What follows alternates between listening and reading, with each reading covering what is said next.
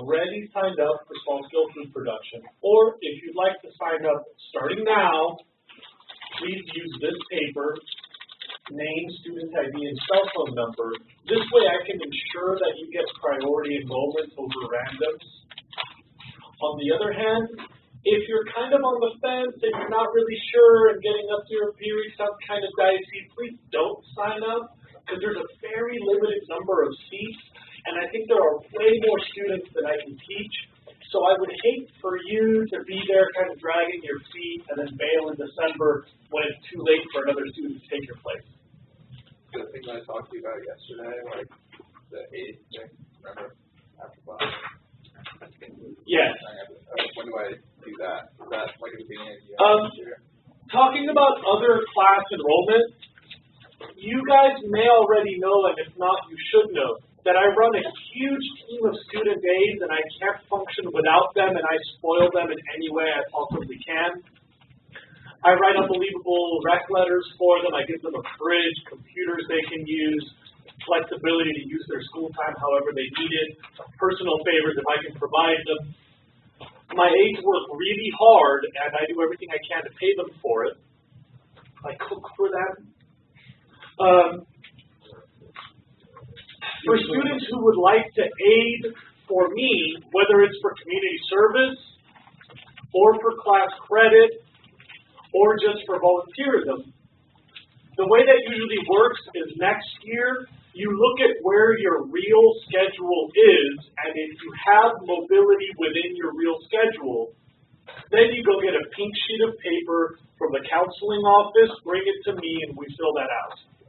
For community service, I can offer you flexibility in the schedule, so you can say, I'll just be here Mondays and Tuesdays, or I'll just be here Fridays. And then we can work something out. The one thing about community service is, once you pick what those dates are, we have to be consistent. I have to know it's a Friday, so so-and-so's going to be here. I really value my aides. I really encourage you to do it, and I really hope that at least a lot of you will be aides for me, because I can't do this alone. How many do you have a year? Usually the ballpark 20, 10 to 20. A lot of them, senioritis strikes, or they find out, holy crap, I need something to graduate.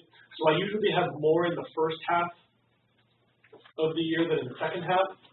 This year, like 3 of my aides were like, dude, I'm not staying on campus anymore. It's period 6, I'm over it. And a couple of my aides had to bail because they found out they had to take a class they didn't think they had to take. So aides usually, like a few trickle in the second semester, but more leave the second semester. Right now, I think I'm up to about a dozen or 13. I started this year with almost 20. What else? Anything about that? The extra credit reading book. Did everybody who wants it get to check that out yesterday, or do some of you still need to check out Ecotopia? If you'd like to check out Ecotopia, they are free, and it's 10 points extra credit.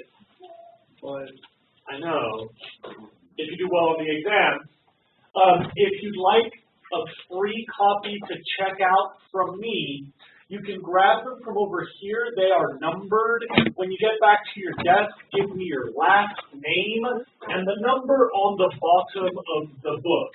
Please get up and do that now. They're over here.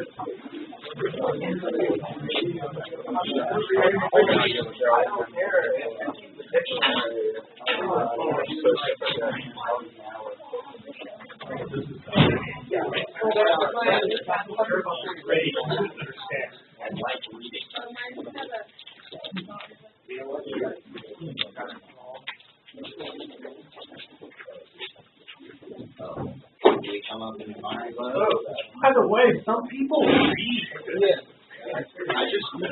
Like your moral outrage at this. Like, I think I'm in focus. I didn't really understand groups like that. Oh, that's good. I guess you can keep that stuff secret, but keep being it that way. Round 72. You can do this for your team if you want.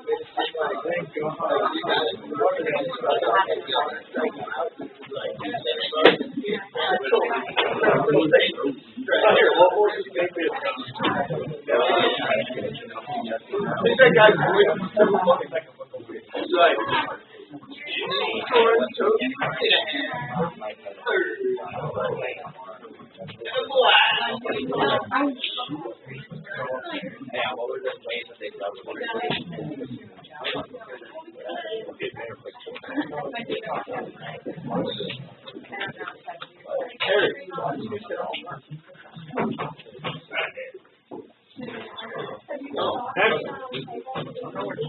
Take a 3. Next. Next. Larry, next.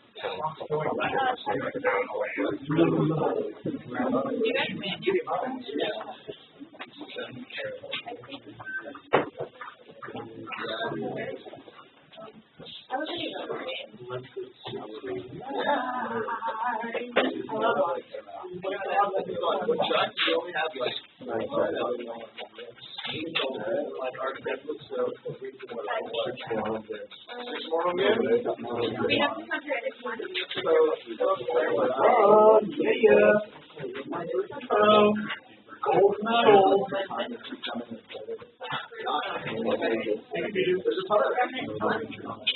Brunei, 41.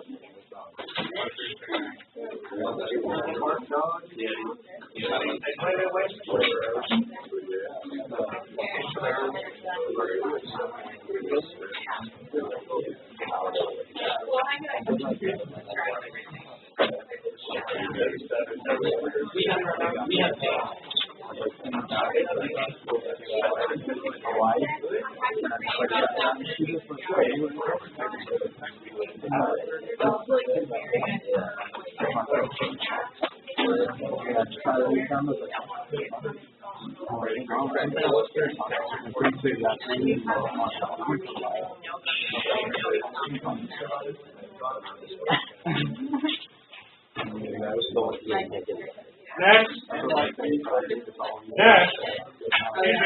Excuse me. If you are like Danielle and you hate getting good grades and you hate reading, then of course you don't have to check out a book. But if you change your mind and would like to grab one later, you can also anytime just do the last name number thing. I don't know if I got to tell you about this yesterday. Apparently some of my students tried to sign up yesterday on the website, and they did not, there wasn't a place to tell them that you're a high school student on the application form. So you might want to email him. There's a link on the website where it says email Tim Barker. He's my children's godfather, and I was the best man at his wedding and totally ruined it. I gave the worst speech in the history of speeches, by the way.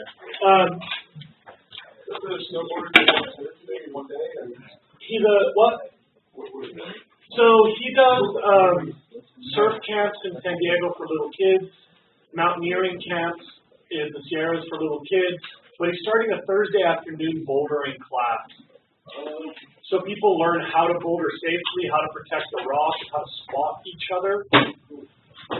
They're kind of expensive, so I'd recommend you just sign up for like a few sessions. I don't know how much money you've got. After a while, kids your age can probably just sort of do this on their own, but for a couple of sessions, it might be good to have someone show you how to spot and how to grip so you don't hurt your fingers. Just make sure that you send him a separate email if you sign up for the classes on the website to say, hey, when you're processing the paperwork, I'm an SBHS student, because he wants to schedule all of you with me as a guide instead of giving you one of the other guides. Yeah. No, everything's provided. Well, I don't know about the climbing shoes. I don't know if you have to buy your own shoes, but we have crash pads, and everybody has to wear a helmet for the insurance thing, and we have all those. So I think you need water, and you may need climbing shoes, but I don't know. Ask him on the website. I'm sure that he can tell you. What else? Okay.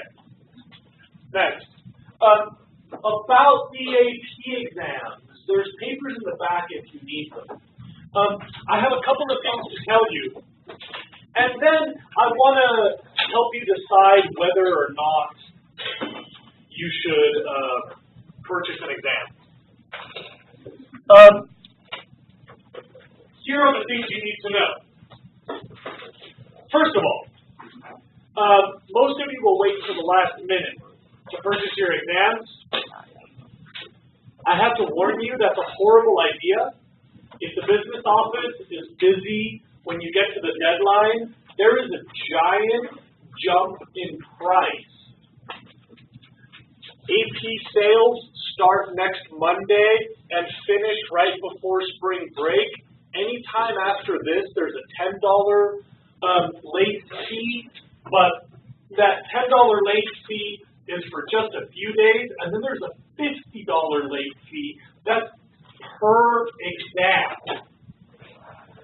So they go from $89 to $99, and right after that, they go up to $139 each. What? So heads up on that late charge.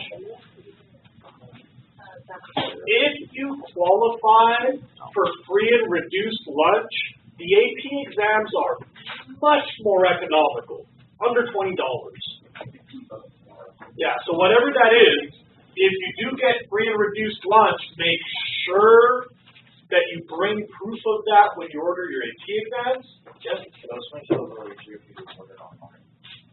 And finally, you can use the web store for the school, but all you get to do on the website is pick your exam and pay. Separately, you still have to bring the paperwork to the business office. The thing is, mommy and daddy can use a credit card from the computer and you just bring the paper. That's a lot faster than bringing the paper and trying to do the payment at the business office. Either way, you got to go to the business office with the paper. But it's easier to do the payment remotely than on site. Be careful with those late fees. They really rack up really fast. I can't warn you enough. You make out checks or money orders to SBHS APES exam. And now about whether or not you should personally take the exam.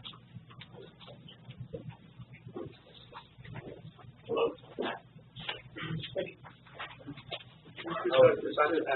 Okay, to clarify, you can't like require students to take the AP exam as part of the grade for the class, right? I can, but I don't. But teachers can't do that. I believe so. Teachers can grade you however the hell they want, basically. Until you get litigious about it, teachers can grade you on almost anything they want. I don't necessarily support all those different strategies, but I think if you're asking about what's legal, we can grade you on a whole lot of random and fairly arbitrary things. Would you like not grade based on anything that requires money? Yeah, but I think that there's an argument that you can get a scholarship for the, like if you have shown economic needs, then you are qualified for free and reduced lunch. And anyway, I don't know, man, maybe this is a thing where you should litigate if you've been required, I don't know. Anyway, I've never tackled this question because I do not care if you take the AP test or not. It doesn't matter to me. I don't care. That being said, I strongly recommend it for all of you, no matter what. At the same time, it's not fair. No, because it's not like, it doesn't matter to me if you don't, but it should matter to you. I mean, I don't know how good you are at math, but economics has become painfully clear to me as I've gotten older. This is a really good deal. If a test costs you $89 and you have even a slim chance, it would save you thousands in college. That's a really good investment. even if your odds of a return are very low, if somebody says, hey, give me $90 and I'll give you $5,000 in a couple of years, you've got a 3% chance of that working. I might go for that. Yeah, and it's